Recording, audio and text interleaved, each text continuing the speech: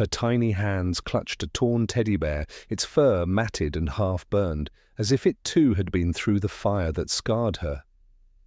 The little girl's cheeks were streaked with dirt and dried tears, her knees scraped raw, her lips trembling from cold and hunger.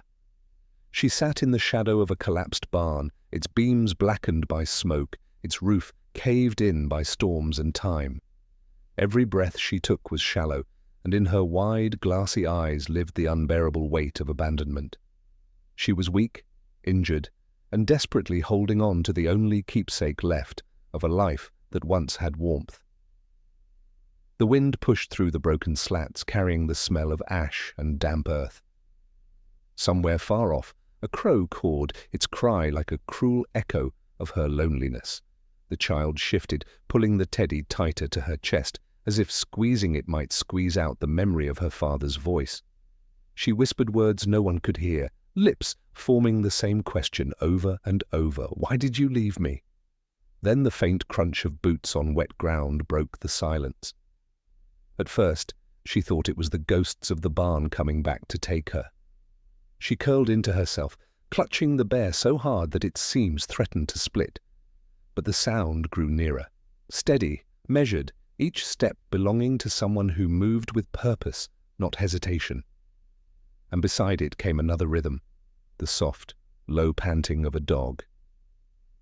Out of the mist emerged a figure, a soldier, his uniform worn, camouflage dulled by mud and time. His shoulders carried not just a pack, but the weight of battles fought far from home. His eyes, sharp and searching, swept across the ruins. At his side, a German Shepherd K9 moved with silent precision, every muscle taut, every movement an unspoken question to his master. The bond between them needed no words, the flick of a hand, the shift of a gaze, and the dog understood. The shepherd halted first, ears pricked forward, body lowering as he caught the fragile scent of life amidst ruin. He let out a single, low bark. The soldier's gaze followed, landing on the child curled in the shadow of broken beams. For a heartbeat, time froze. A soldier used to chaos and commands, and a girl who had known only loss and silence, locked eyes. The soldier raised one hand, palm open, showing no threat. His voice, though gravelled by years, softened. "It's all right. You're safe now."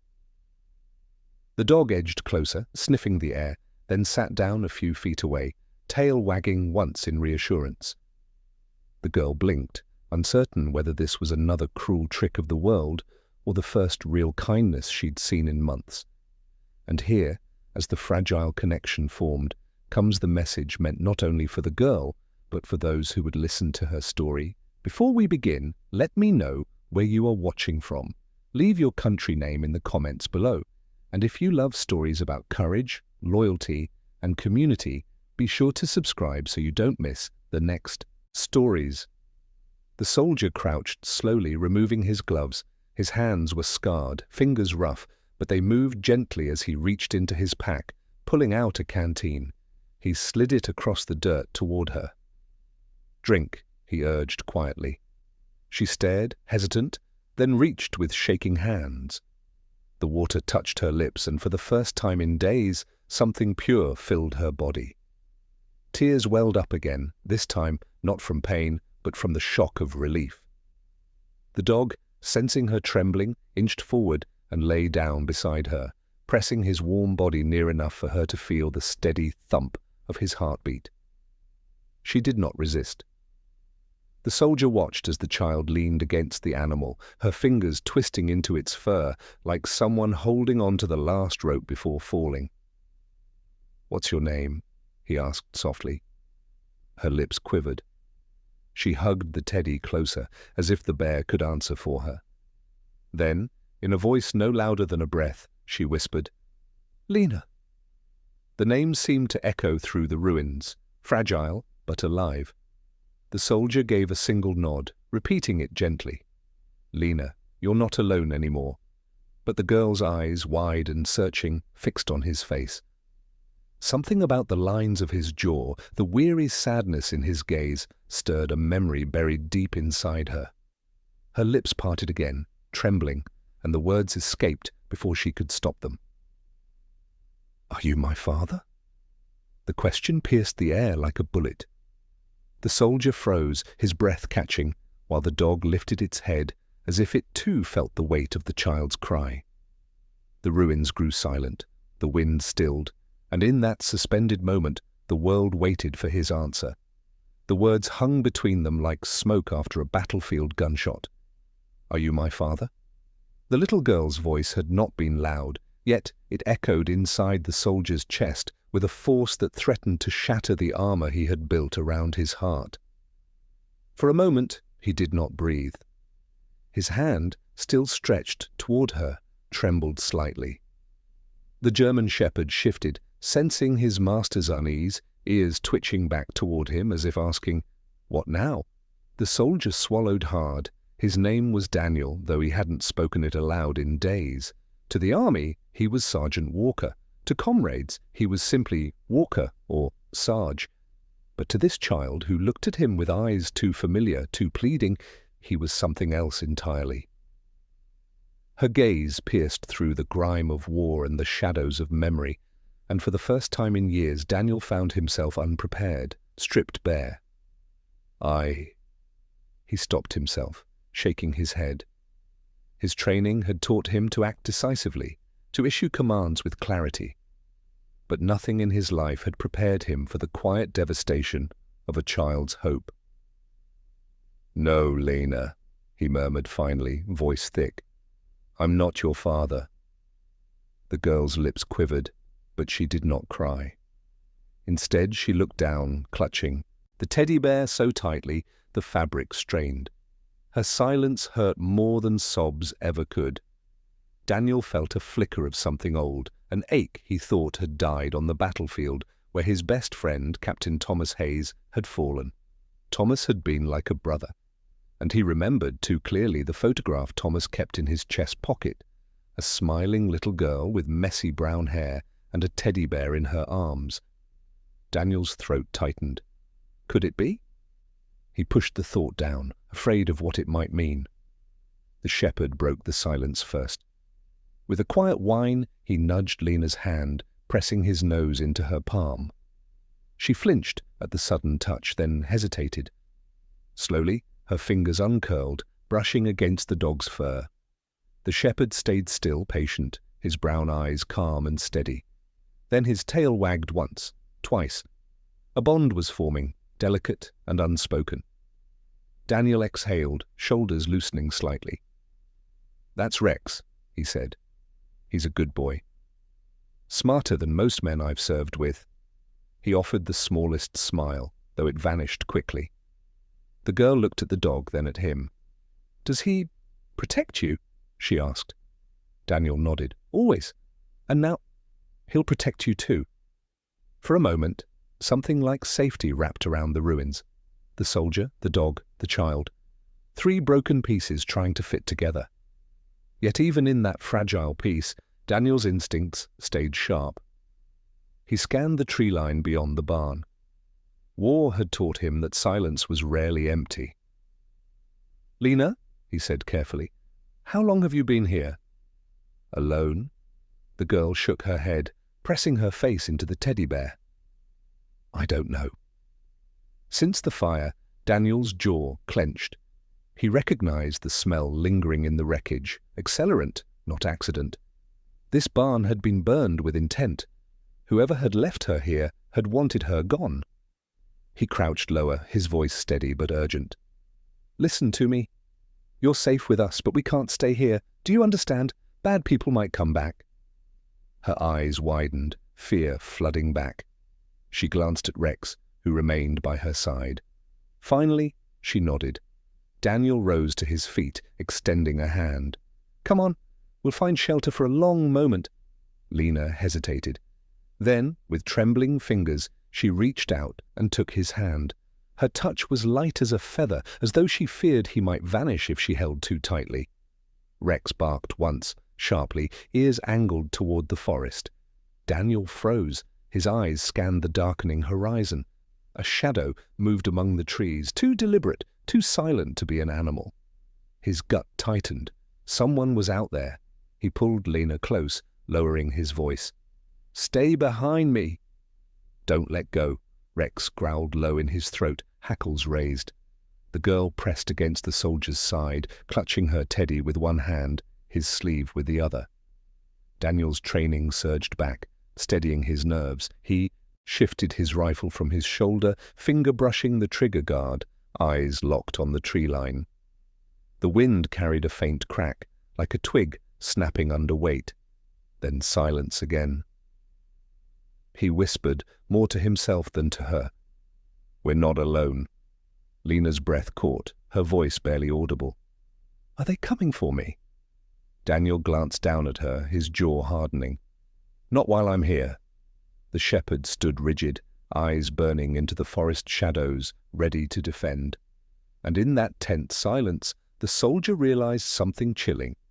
Whoever had abandoned Lena hadn't intended her to survive, and now someone, or something, was making sure she didn't.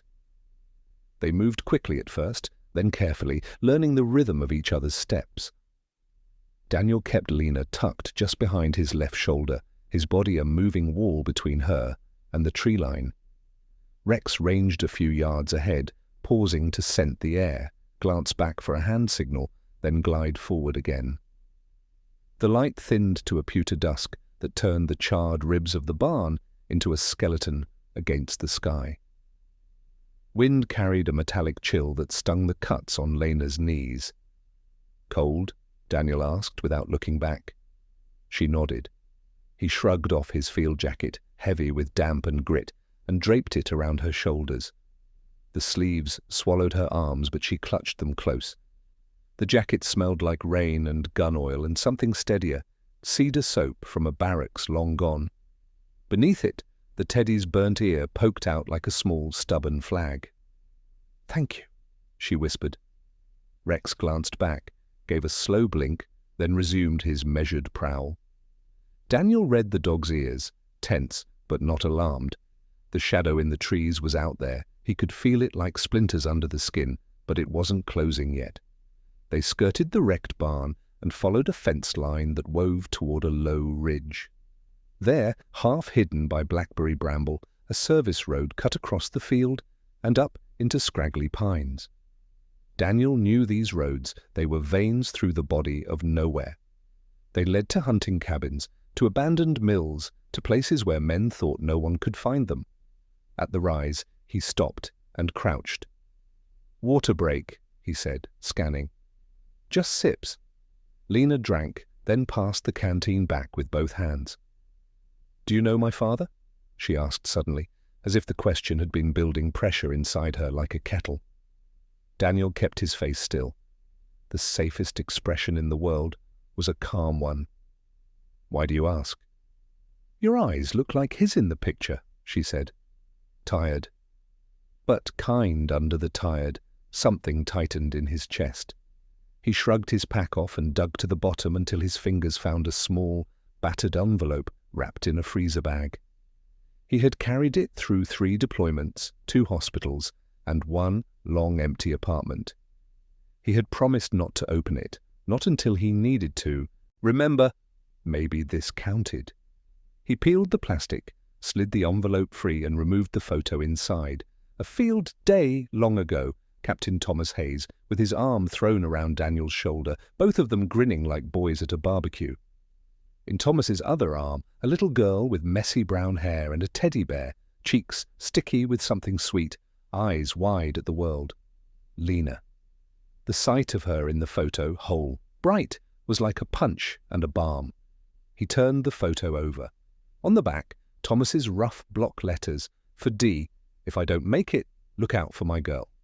Below that, smaller, hurried script, written on the morning they'd shipped out. "Her name is Lena." Daniel swallowed, the words blurred for a heartbeat. He handed the picture to the child, whose life had become a ruin and a question. "This was your dad," he said softly. "Captain Thomas Hayes. He was my friend, my—" He paused, corrected himself.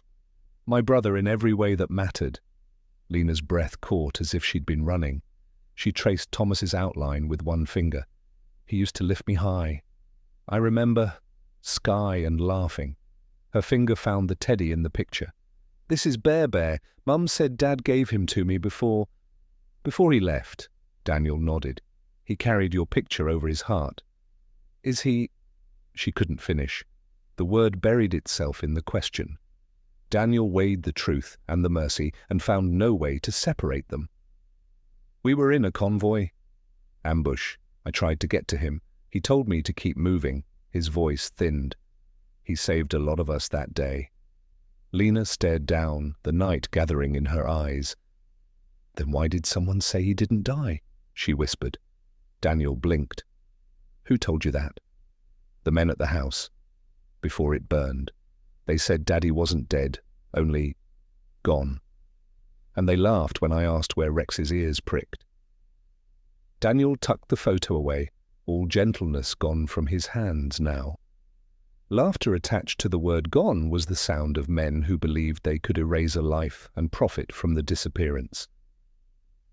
Those men, Daniel said, keeping his tone even, did they have a name? A patch? A truck logo? She shook her head. They wore scarves over their faces. One had a scar. That's all. He could work with a scar. It wasn't much, but sometimes the smallest notch in a story was enough for a man to wedge the truth open. He slung the pack and stood. We're moving again. There's an old ranger station a mile up. Roof's half dead, but it has walls. We can warm up, clean your knees, think they fell into motion. Daniel taught her the quiet drill as they went, how to walk where the ground is dull, not crunchy, how to keep her breathing slow, how to watch Rex's tail like a needle on a meter. She nodded solemnly and tried to match his steps. Now and then the jacket slid off her shoulders, and each time he lifted it back without breaking stride. Sergeant Walker, she said carefully, trying the name she'd overheard. Daniel is fine, he said. Daniel, she repeated, and some thin thread inside him cinched tighter at the simple weight of his name in a child's mouth. They reached the station just as daylight broke into the last fading strips. The building hunkered under moss and neglect, windows nailed, door ajar with swollen hinges. Rusted signage leaned like a drunk against the wall, letters flaking, R.G. N14. Inside, dust filmed the countertops. A wood stove squatted in a corner, red-bellied with rust. Daniel tested the chimney drawer with a dry leaf, watched the smoke creep and then clear. We can use it, he said. Slow burn, small flame. Rex did a sweep, back rooms, closets, under the bunks, then returned, sat, and looked up, offering that crisp two-blink report. All clear, for now. Daniel set Lena on a bunk, rolled up his sleeves, and opened the small medkit. This might sting, he warned. I can be brave, she said, pressing Bear Bear to her ribs. I know, he murmured, and began to clean the grit out of her knees. She flinched, but didn't pull away. Rex rested his chin on the mattress, so close that his breath warmed her wrists. When she trembled, the dog licked once and stilled her like a metronome finding tempo. Why would they burn the house? She asked, voice steady, because she forced it to be.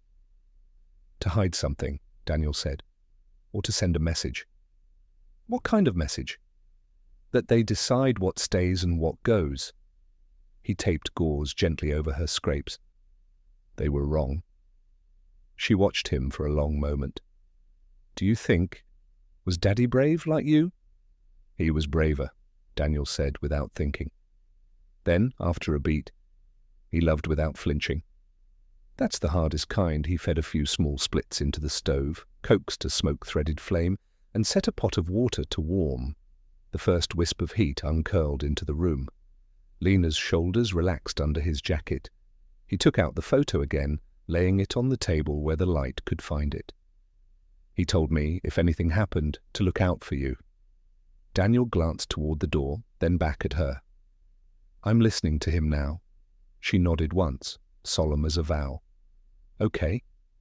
A thump sounded from the woods, not wind. A rhythm, 2, then 3. Daniel's head snapped toward the door. Rex surged to his feet, every hair along his spine rising like frost. "Under the bunk," Daniel said, voice suddenly steel. "Now!" Lena slid onto the floor and tucked herself deep into the black belly of the frame, clutching Bear so hard the stuffing squeaked. Her eyes were big and bright in the gloom. Daniel crossed the room in 3 silent steps and killed the stove's damper, smothering the flame to a low ember. He checked the sightline from window to door, then moved to the hinged gap, peering into the trees. Moonlight laid a sheer film over everything, making motion the only color. Another sound closer, the hushed whisper of boots on wet needles. Whoever had been following them had waited for the light to die. Smart, patient. Rex leaned into Daniel's thigh, vibrating with readiness, but he made no sound until Daniel gave him one. The dog's eyes burned 2 steady coals. Daniel pointed 2 fingers, then the floor. "Stay." He drew a second breath and tasted smoke, pine, and the copper of his own adrenaline. The world narrowed, trimmed down to angles and distances. He moved a chair, quietly, toward the shadow nearest the door, cover shaped like furniture. The old training nested perfectly with the new purpose: keep the small life safe. A voice knifed the night just outside the station, low and smug. "Door's open," it said. Another voice, younger, tight with nerves. "You sure they're in there?" A third voice, a rasp with a smile inside it. "Scar says the dog led us right." Scar. Daniel's hand closed around the rifle. He slid to the bunk. Lena's fingers, white around the teddy's leg, found his sleeve. He bent low, made his voice the quietest thing in the room. "No matter what you hear, you keep your eyes on Rex. If I say crawl, you crawl. If I say run, you go where he goes. Understand?" She nodded, jaw clamped, trying not to cry and doing it well. She whispered, "Please don't let them take me." "I won't," he said. It wasn't a promise to a child. It was an order to himself. Glass popped in the nailed window as someone probed it with a knife tip. The door creaked an inch wider. Daniel shifted the rifle into his shoulder, sighted the slice of night between jamb and hinge. He felt the recoil of memory. Thomas throwing himself behind a burning truck, shouting for Daniel to move. He had obeyed then. He would not only obey now, he would repay. A shadow stepped into the sliver of doorway. Rex's lips peeled just enough to show teeth. A warning note hummed in his chest. "Now," the rasping voice said from behind the first silhouette. "Take the girl." "Dog too, if you have to." The first man pushed the door. Daniel moved. He caught the door with one hand, wrenched it inward, and drove his shoulder like a battering ram through the gap, taking the man's center mass and folding it into the floorboards. A second figure lurched against the jam. Rex launched, a silent comet, clamping onto the man's forearm with explosive force. Bone thunked wood. The third shape in the yard reeled back, raising a pistol. "Crawl!" Daniel hissed. Lena wriggled from the bunk like a shadow, unhooking from the wall, eyes locked on Rex, just as he had told her. She slid behind the stove as the first gunshot cracked the doorway apart and hurled splinters through the room like hornets. Night exploded, the station filled with smoke and shouts and the furious snarl of a dog who had decided, without words, that these men would not pass. And in the roar, Daniel threw himself over the girl, his body covering her as if she were the only mission he had left. The ranger station became a war zone in the span of heartbeats. Gunfire split the night, shattering through rotted planks, spraying splinters across the walls. The smell of cordite mingled with the acrid smoke from the smothered stove. Lena pressed her face into Daniel's chest, muffling her cry against the coarse fabric of his shirt. Bear, the singed teddy, was crushed between them, a silent witness to her terror. Daniel lowered himself over her like a shield. Every muscle screamed to return fire, but the first duty was clear: protect the child. He whispered against her hair, voice steady despite the chaos. "You're safe. I've got you." Rex was a storm unleashed. The German shepherd clamped down harder on the intruder's arm, shaking with the ferocity of loyalty sharpened by training and love. The man howled, his pistol clattering across the floor. Rex shifted his weight, forcing him down, then reared back to snap at his throat. The soldier gave a sharp command, "Hold!" and the dog froze, teeth still grazing the man's neck. One move, one breath wrong, and Rex would finish it. The second man, scar carved across his cheek, shoved through the doorway. His eyes gleamed with triumph at the sight of Lena. "There she is," he snarled. "The boss wants the girl alive." "Kill the soldier if you have to." Daniel's rifle roared in answer. The muzzle flash seared the dark, the shot cracking against the jamb inches from Scar's face. The man stumbled back, cursing. Another figure outside fired wildly through the window, bullets ricocheting against metal bunk frames. Daniel rolled over Lena, moving her beneath the bunk again. "Stay low!" "Don't move." His tone was sharp now, not to frighten her, but to cut through the noise. She nodded, eyes wide but resolute, clutching Bear like a lifeline. He dropped to a knee, rifle pressed tight, and squeezed off 2 controlled shots. One intruder outside collapsed with a scream, clutching his thigh. The forest seemed to flinch at the echo. Scar ducked, snarling orders to the others. "Push in! Don't let them get away!" The battered station shook as boots thundered against the walls. Daniel knew they were trying to flank. He scanned the room, the nailed windows, the single exit, the fragile cover. Too exposed, too small. They couldn't hold here forever. Rex barked once, sharp and focused, breaking Daniel's spiral of thought. The shepherd's eyes darted to a back wall where a section of board sagged. An escape, crude, dangerous, but possible. Daniel fired another burst to keep the attackers pinned, then leaned to Lena. His voice dropped to a whisper only she and Rex could hear. "We're leaving. Crawl to Rex. Stay right with him. He'll lead." The girl trembled. "Will you come too?" His gaze softened. "Always." With a silent hand signal, he unleashed Rex. The dog released the intruder's arm at once, spinning to Lena's side. The wounded man gasped in relief before the butt of Daniel's rifle knocked him into silence. Rex nosed Lena gently, guiding her toward the sagging wall. Daniel laid covering fire as she wriggled, small body slipping through a gap torn wide by age and rot. The night air rushed in cold as knives. Rex followed, squeezing his muscled frame through with practiced agility. Daniel was last, slinging his rifle across his back and forcing his body through the jagged wood. A nail ripped across his shoulder, hot blood soaking his sleeve, but he gritted his teeth. Behind him, Scar's voice howled, "Don't let them escape!" They tumbled into the open forest. Moonlight poured across the undergrowth, painting everything silver. Rex immediately pressed to Lena's side, body tense, scanning in every direction. Daniel crouched beside them, one hand gripping his rifle, the other clutching his bleeding arm. "Keep moving," he ordered, forcing calm into his tone. "Stay between me and Rex." "Don't look back." They slipped into the trees, branches clawing at their clothes. Behind them, the station filled with angry shouts, then the thud of boots in pursuit. Bullets whined past, biting bark and snapping twigs, but the forest swallowed sound quickly, muffling direction and distance. Daniel led them down a gully, across a creek slick with moss, then up the far bank. His lungs burned, his shoulder throbbed, but adrenaline carried him. He glanced back once and saw Scar silhouetted in the moonlight, eyes gleaming like a predator's, hand raised to signal his men forward. The scar on his cheek glowed pale against the dark. Lena stumbled, knees buckling. Daniel scooped her up with one arm, ignoring the pain lancing his wound. She buried her face against his chest, whispering through sobs, "Don't let them take me."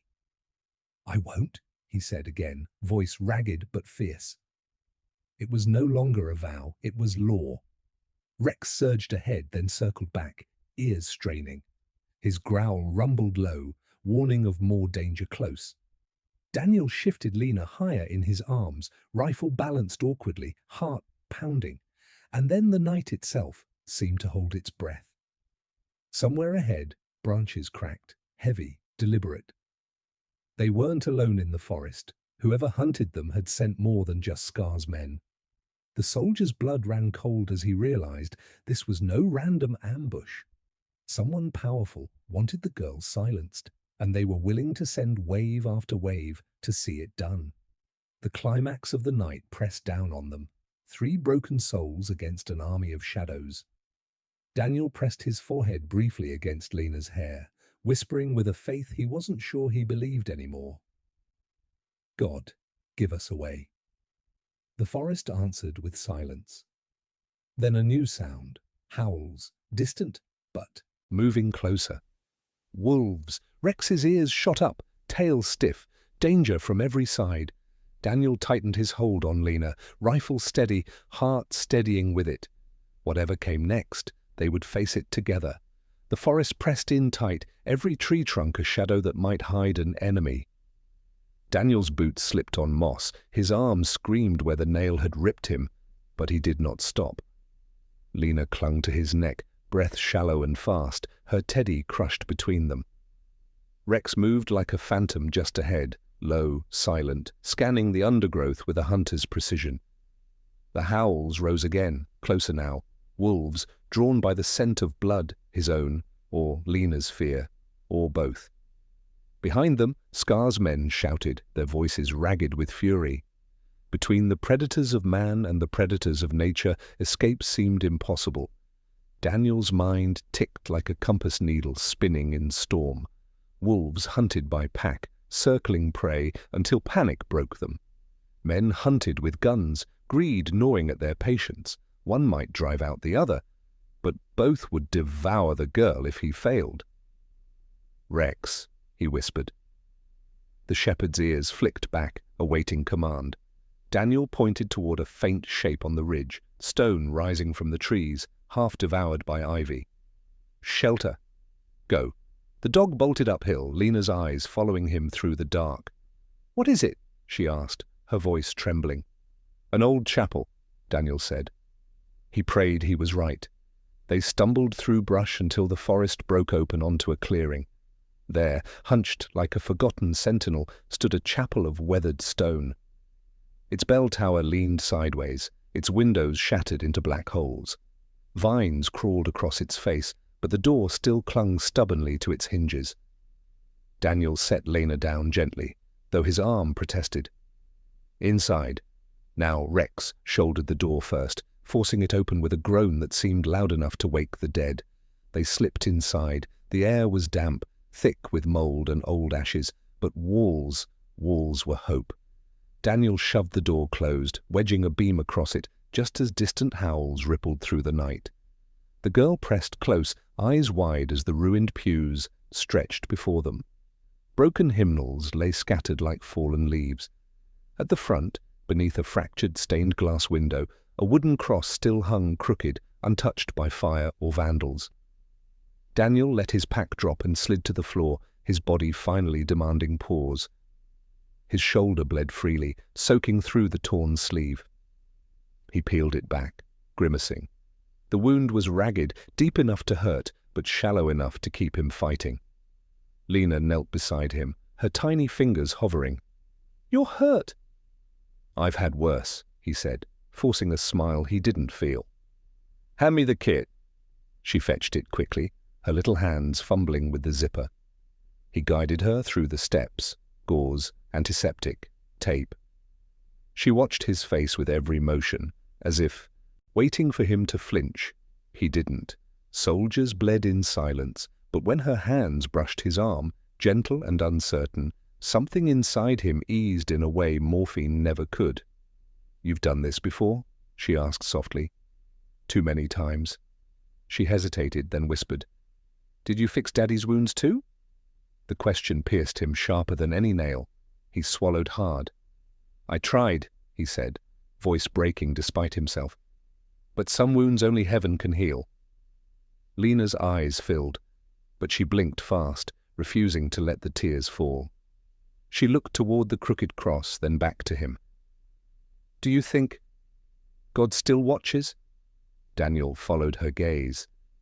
The moon, through the broken glass, painted fractured colors across the chapel floor, blue, red, gold, like pieces of a shattered rainbow. He wanted to tell her faith was a fairy tale, that war stripped it from him long ago. But in this ruin, with her eyes searching his, the words caught in his throat. "Maybe," he said finally. "Maybe that's why we found this place."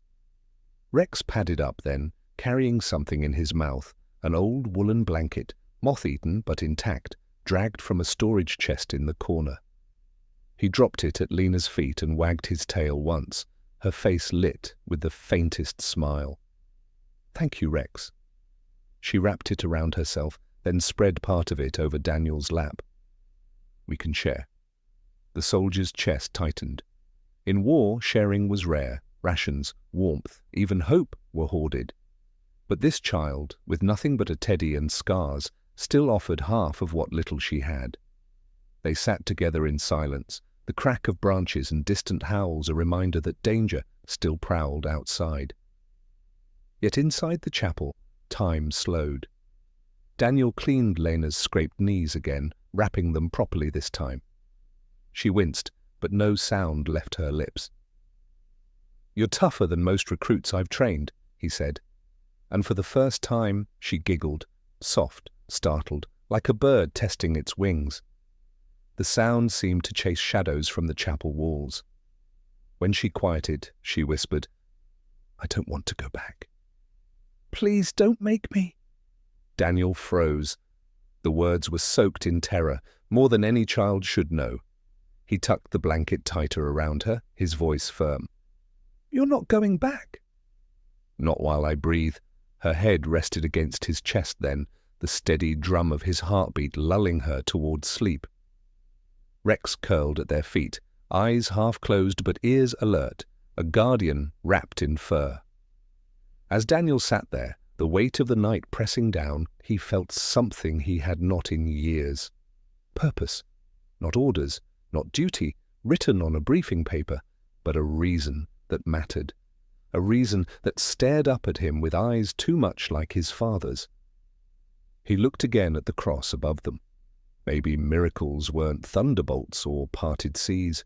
Maybe they were smaller, a ruined chapel, standing when all else burned, a child surviving when she should have been lost, a soldier finding her just in time, and maybe, just maybe, healing was possible. But outside, Scar was still hunting, and he would not stop until he had what he wanted. Daniel tightened his arm around Lena, his other hand resting on Rex's fur. For one night, they had shelter. But dawn would bring the fight back to them.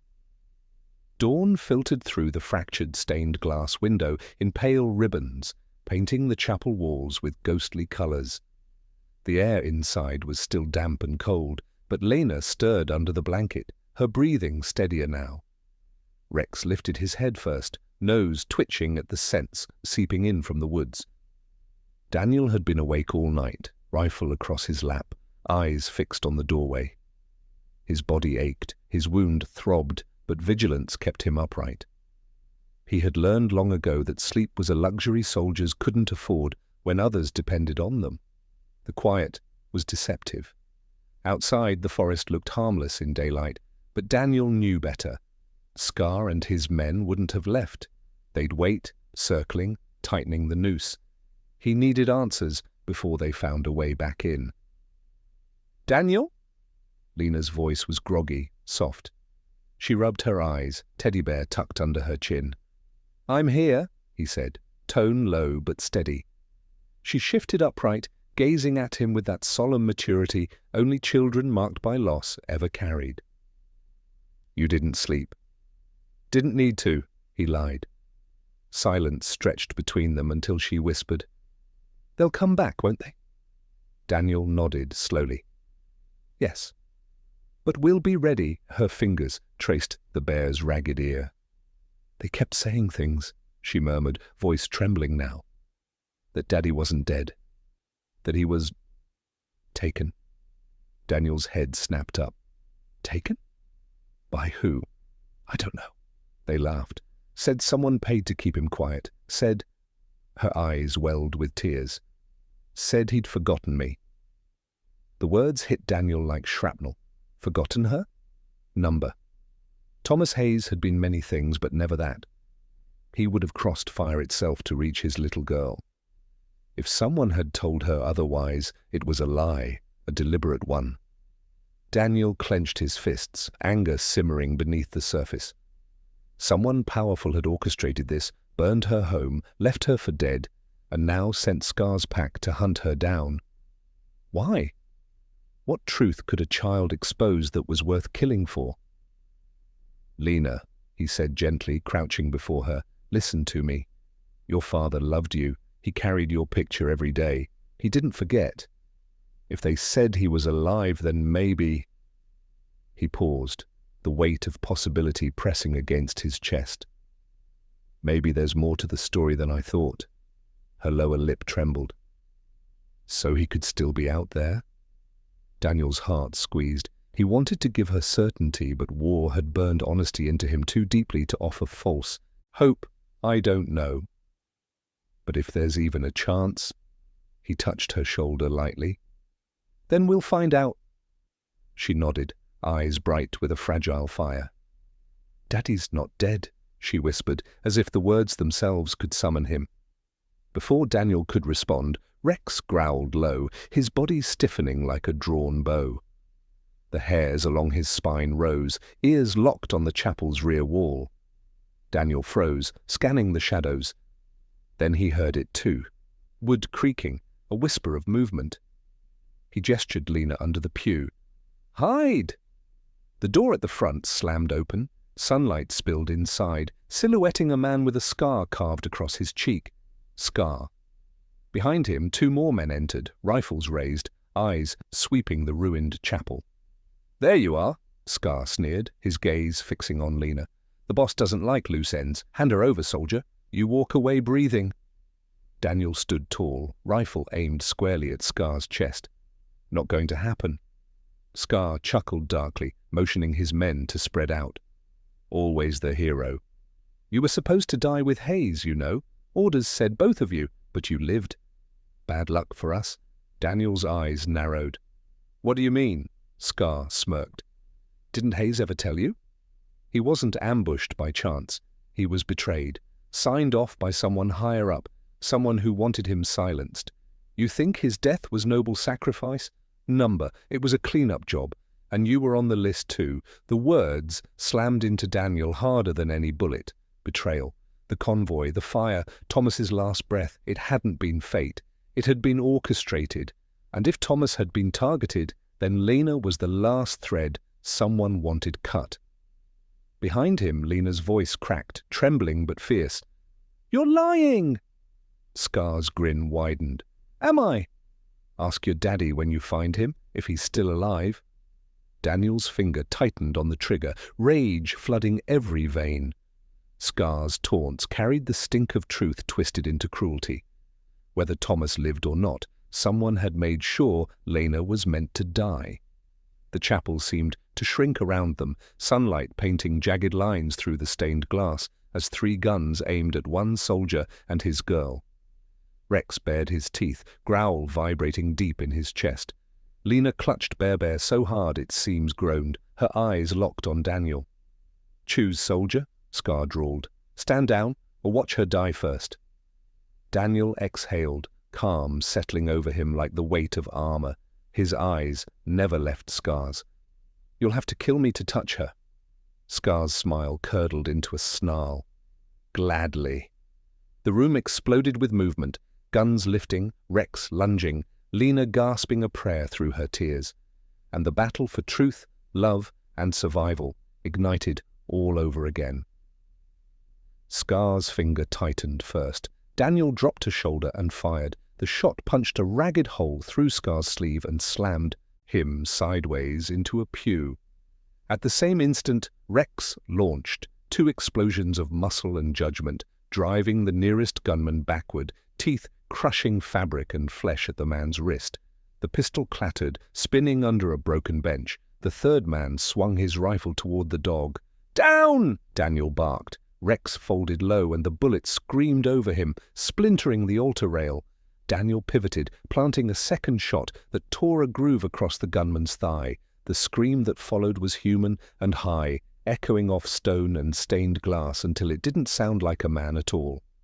"Lena, crawl!" Daniel ordered, voice cutting clean through the chaos. The girl slid from beneath the pew, keeping low, eyes locked on Rex, as Daniel had taught her. Bear dragged against the floorboards behind her like an anchor she refused to cut. She snaked to the chancel step, where the cross hung crooked over shadow, and tucked herself tight beneath it. Scar rose, face bleached and furious. "You don't get it, soldier," he spat, wiping blood from his arm. "This isn't about you. It's about finishing what started years ago." He lifted his weapon. Rex moved like lightning, flanking to draw fire. Scar tracked, fired. Wood burst beside the dog's ribs. Daniel felt the round in his bones. "Rex!" he shouted, and the shepherd duked, seamless, answering with a guttural snarl that said, "I'm here! I'm not leaving!" Daniel advanced in 3 short slides, firing controlled pairs that drove Scar behind a pillar. The wounded gunman on the floor clawed for his lost pistol. Rex beat him there, one forepaw pinning the man's hand, a warning growl rattling the boards. "Boss!" the limping gunman gasped toward Scar. "There's a kid under the cross." "Take her!" Scar snarled back. "Put the dog down if you have to." The words hit Daniel like ice. They weren't here to scare, they were here to erase. He shifted his weight, timed Scar's breathing by the small, telltale scrape of boot leather on stone. When Scar leaned to peek, Daniel fired. The bullet kissed the edge of stone, showering Scar's face with grit. Scar flinched. Daniel surged. They met at the pillar with the violence of 2 histories colliding. Daniel slammed his forearm to Scar's rifle, twisting hard. Scar was stronger than he looked. He rolled, shoulder-checking Daniel into a pew that groaned and split. The impact lit Daniel's wound on fire. His fingers went numb and then returned with a rush of needles. Scar drove for the weapon. Rex hit him mid-lunge. Man and dog crashed to the aisle in a snarl and a curse. Scar swung the rifle like a club. The stock cracked against Rex's ribs. Pain yelped out of the shepherd's throat. Rage thundered through Daniel's. He kicked the rifle free, seized Scar by the collar, and hammered him twice, once to stun, once to fold. Scar sagged but didn't drop. The man was stubborn, built of bad habits and worse orders. A shot tore the air. The limping gunman had found a backup revolver. The round went wide, gouging a scar across the chapel wall, but the second would not. Daniel pivoted, put a single round center mass. The revolver flew. The man collapsed, gasping. For a breath, silence broke through, a clean cut of stillness in the ringing air. Then Scar laughed, quiet, ugly. "All this for a kid," he said. "You think you're saving her? You're just delaying." Daniel shoved him face down, knee pinning the man's shoulder, rifle to the back of his neck. "Who gave the order on Hayes?" His voice was low, deadly calm. "Say the name." Scar's smile didn't reach his eyes. "Name's Cost." Rex pressed his weight onto Scar's other shoulder, teeth bared near the exposed tendon. The implication was fluent and ancient. Scar swallowed. "Contract came through a shell. Ravenbrook Logistics. Same charity that funded your unit's field clinics. Cute, right? Help the villagers with one hand, wash the blood with the other." The name dropped into Daniel's mind like a black stone into a well. Ravenbrook. He had seen it on pallets and invoices, stamped on fuel drums, tucked in footers on procurement emails. Too clean, too present. "Who at Ravenbrook?" Daniel demanded. Scar's gaze drifted toward the broken, stained glass, as if he could climb out through the jagged colors. "You already know." Pieces shifted in Daniel's memory. The convoy route changed last minute, the sat phone call that cut out moments before the ambush, the condolence letter that arrived with Hayes's personal effects, stamped by a liaison who had never once spoken to either of them.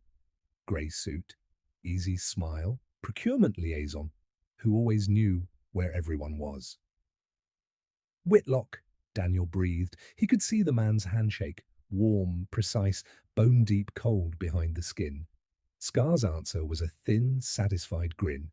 Boots pounded outside, more men, Reinforcements. Scar's radio crackled at his hip. Echo to lead. We have your ping. Perimeter set. 2 minutes. The voice was clipped. Corporate. Security. Not grunts. Ravenbrook's reach had arrived. Daniel looked at Lena. She was still huddled beneath the cross, lips moving in a small, steady prayer he couldn't hear. When she met his eyes, he saw something like steel threaded through fear. "Please don't send me back," she whispered. It wasn't loud. It didn't need to be. The plea braided itself to his spine. He made his choice. "Rex," he said, and the dog's ears snapped to him. "Guard!" Rex shifted, planting himself between Lena and the door, a living wall. Daniel yanked Scar upright and frog-marched him down the aisle, muzzle biting into his neck. "Call them off," he said. "Now!" Scar sneered. "You won't shoot. You're the type who sleeps badly when bodies pile." Daniel leaned closer, voice so soft it was almost kind. "I don't sleep much either way." He pressed the radio's transmit. "All units," he said, in a dead, accurate mimic of Scar's rasp. "Stand down. We're moving to secondary site. Perimeter, dissolve and regroup at Mark II, a beat of silence. Then, copy, lead." Pulling back to Mark II, footfalls receded. Some, not all. Professionals would leave a tail. Fine. He needed inches, not miles. "Walk," Daniel ordered. He drove Scar toward the vestry door at the rear, where a storage alcove gave onto a narrow service exit half swallowed by vines. He took one glance through, steep drop, brush-choked ravine. Doable. "Lena!" he called, never taking the barrel off Scar. "Come to me! Slow! Keep eyes on Rex." She crawled out, legs shaking but controlled, and crossed the broken aisle in a tight line, bare, clenched. When she reached him, he shifted just enough to put his body between her and the main entrance. "We're leaving," he said. "Rex, rear." The shepherd fell in, a step behind Lena, gaze locking and unlocking, sweeping, counting shadows. Scar tried for one last twist of the knife. "Where will you run?" Whitlock signs the checks for the men who run the borders. "He's got your files, Walker. He knows your tells. He's betting you'll do the noble thing until it gets you killed." Daniel nudged Scar toward the exit. "Then let's go collect my bet." They spilled out into the ravine. Wet leaves skidded underfoot. The slope grabbed ankles and tried to eat them. Daniel kept Scar off balance with small, cruel corrections, riding him down the slope like a stubborn mule. Lena slid on her backside, Rex bracing her with shoulder bumps, making a ladder of himself when the drop steepened.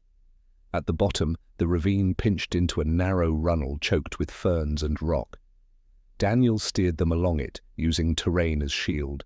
Above, voices flitted through the trees, uncertain now, their mental map broken by Scar's fake order. They reached a culvert where the old chapel's spring had once bled into a drainage pipe.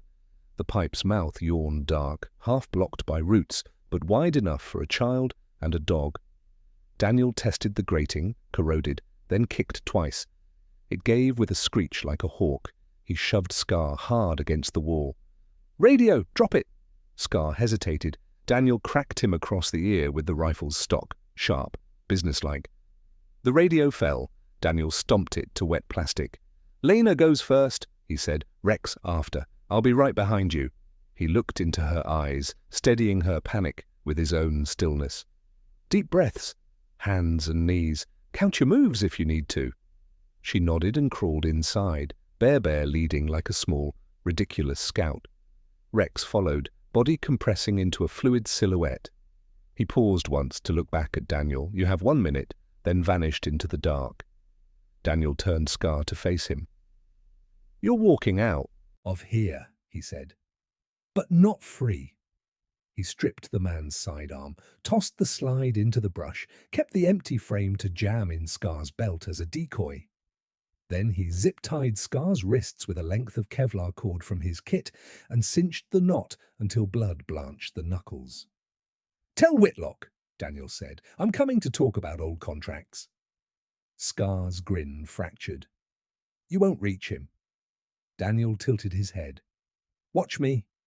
He shoved Scar into the pipe and followed, one hand on the man's ankle, the other on cold stone, dragging them into the dark with measured pushes. The world tightened to the rasp of breath, the scrape of boot on concrete, the wet drip that counted seconds like a metronome. 10 crawls, 15, a bend, a wet draft on his face, an outlet somewhere ahead. They spilled into a root-tangled ditch behind a screen of laurel. Daylight speared through in lances. Lena crouched there with Rex's head under her hand, both of them watching the pipe's mouth as if they could will Daniel out of it. When he did, her shoulders slumped with a noise halfway between a laugh and a sob. "Please," she said again, smaller this time, not a plea for the moment but for the whole shape of her life. "Don't send me back." Daniel rested a hand on her hair. "I'm not," he said. "You're with me."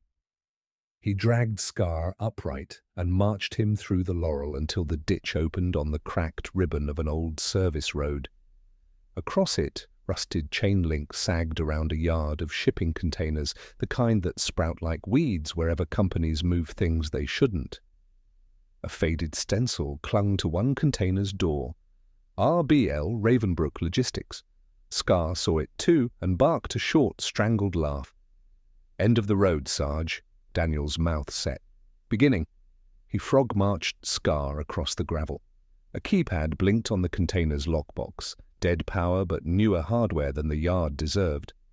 Scar hesitated a fraction. Daniel watched his eyes flick unconsciously up and right, counting, then left, recall, and pressed. "Open it." Scar smirked. "Don't have the code." Daniel drew his knife and set the flat, not the edge, along the tender skin under Scar's jaw. He didn't need to cut. He needed honesty. "You forget I read people for a living." Scar's tongue worked. "Whitlock uses the same for temporary sites." He sucked a breath. 1963. Daniel tried it on the mechanical override. The bolt thudded. He hauled the doors apart. Inside, a portable office bloomed out of plywood and cables, sat phone rig, ledger binders, a steel lockbox stamped with customs seals, and a wall map pricked with coloured pins and yarn, routes, drop points, convoy paths. A corkboard displayed photos, paper-clipped to invoices. In the centre, Captain Thomas Hayes, smiling, a black X slashed across his face in grease pencil. Next to it, a still of Daniel from a base cookout, circled in red. Below, a third photo, Lena at maybe 4 years old, on a porch with Bear, the note beneath it reading, "Leverage." Air left Daniel's lungs in a flat, controlled exhale. Lena's hand found his. Rex pressed to her knee until her knees remembered how to lock. Scar watched Daniel take it in and decided to twist the blade. "Now do you see? Hayes was a liability. You were a loose end. The girl, insurance. Whitlock ties bows on problems, soldier. He gift wraps them for men who pay more than armies do." Something in Daniel's face changed, didn't harden, clarified, a lens wiping clean. He stepped forward and swept the binders into his pack, yanked the lockbox to the floor, popped it with a pry from his bayonet, contracts, wire routes, a printed email chain on Ravenbrook letterhead, and there, twice, the name he needed, Bradley Whitlock, VP Field Operations. Under that, signatures from men wearing different uniforms but the same appetite. The truth, cornered and captured. Daniel looked at Scar, really looked at the petty brutality that had called itself a mission. "This ends," he said. Scar's laugh was empty now. "You can't end men like Whitlock. They live in rooms you'll never enter." Daniel slung the pack, took Lena's hand, and tugged Scar forward. "Then I'll make the room smaller." He stepped out into the white daylight with evidence strapped to his back, a child at his side, a dog guarding their flank, and the enemy shackled in his grip. Somewhere beyond the tree line, an easy smile in a grey suit was already dialing a number, and Daniel Walker, soldier, friend of a dead man, father by choice in the making, began the long walk to knock on Whitlock's door. The service road stretched like a scar across the forest, its cracked asphalt shimmering in the rising sun. Daniel pushed Scar ahead, wrists bound, rifle steady at his back. Lena walked close, her small hand folded tight in his, Bear tucked beneath her arm. Rex padded on her other side, fur brushing her knee, the steady rhythm of his paws grounding them with each step. The air felt different now, lighter, though danger still prowled unseen. Daniel could sense pursuit, feel the eyes of Ravenbrook's men in the tree line, but they weren't pressing. Not yet. Scar's false order had bought them hours, maybe less. Enough to move, not enough to stop. Lena tilted her face toward him. "Where are we going?" Daniel glanced down at her, at the hope shimmering there despite exhaustion. "Somewhere safe. Somewhere they can't reach you." Her brow furrowed. "And Daddy?" The question twisted inside him. He glanced at the pack on his shoulders, heavy with stolen binders and contracts, proof that Hayes's death was no accident. Proof that Ravenbrook had marked them all. But proof wasn't the same as life. He knelt, eyes level with hers. "Lena, I don't know if your father's alive. But I do know this. He never forgot you. He fought for you until his last breath, and now—" His voice caught, steadied. "Now it's my turn." Her lip trembled, but she nodded fiercely as if sealing the words into her own bones. She whispered again, softer this time, "Daddy's not dead." Not denial, faith. Daniel didn't argue. He couldn't. Some truths belong to the heart, not to evidence. Rex nudged Lena's side with his muzzle, then trotted ahead, ears sharp. The shepherd froze at a rise in the road, body stiff. Daniel's instincts flared, an ambush. He pulled Lena behind him, raised his rifle, and then he saw it. Not mercenaries, not wolves, a convoy. 2 battered trucks and a Humvee rolled down the road, paint scraped, armor dented, but their markings clear. The crest of the 82nd. Friendly. Daniel's chest loosened for the first time in days. The Humvee braked. A tall figure stepped out, helmet under his arm. Lieutenant Harris, an old face from another deployment, eyes wide with disbelief. "Walker? We thought you were KIA, Daniel almost smiled. "Not yet." He pushed Scar forward. "Got something for you?" "High-value scum," direct line to Ravenbrook. Harris's eyes narrowed at Scar, then at the girl clinging to Daniel's sleeve. "And her?" Daniel's voice softened. "Hayes's daughter." Recognition flickered across Harris's face. Respect, sorrow, something else. He gestured. "Get them inside." "We'll debrief at command." As they loaded into the Humvee, Lena pressed close against Daniel, her eyes wide as if the sudden arrival of allies might dissolve like a dream. Rex hopped in beside her, resting his head in her lap. Daniel leaned back, exhaustion finally gnawing at his bones. For the first time, he let himself exhale. They reached the base by dusk. Floodlights lit the perimeter, barbed wire crowning the fences. Inside, tents hummed with radios, soldiers moved with brisk purpose. Harris ushered them into a command tent, evidence spread across a steel table. Binders, contracts, the damning photo board, Whitlock's empire unraveling in black ink. "Walker," Harris said quietly, "this is enough to bury Ravenbrook. Maybe even Whitlock himself." "Then bury them," Daniel said flatly. He glanced at Lena, who had curled against Rex, finally drifting to sleep. "For her." Harris nodded. "For her." Later, under a sky bruised with stars, Daniel sat outside the barracks, Lena nestled against him beneath a blanket. She stirred, half awake. "Are we safe now?" she asked. Daniel looked at the walls, the guards, the watchtowers. Safe was never certain. But for her, for this moment, "Yes," he said. "Safe." She smiled, eyes closing again. Her small hand found his, squeezed once, and then relaxed into sleep. Rex rested at his feet, vigilant even in rest. Daniel gazed at the horizon, where the first thin edge of dawn was breaking. He thought of Thomas Hayes, of the promise scrawled on the back of a photo. He thought of betrayal, of names written in ledgers, of enemies who thought money made them untouchable. And he thought of Lena, her courage, her whispered faith that her father was not gone, that love was stronger than absence. For the first time in years, Daniel allowed a fragile hope to settle in his chest. Healing, he realized, was not erasing the past. It was choosing, every day, to build the future with what remained. He looked down at Lena and whispered, so soft it wouldn't wake her, "You're not alone anymore, and you never will be." The sun rose, spilling light across the base, gilding the ruined edges of the world in gold. A soldier, a child, and a loyal K9, three broken souls bound together by sacrifice, loyalty, and love, stepped into that new dawn, carrying scars but also the promise of second chances. And somewhere, whether in memory or miracle, Thomas Hayes smiled.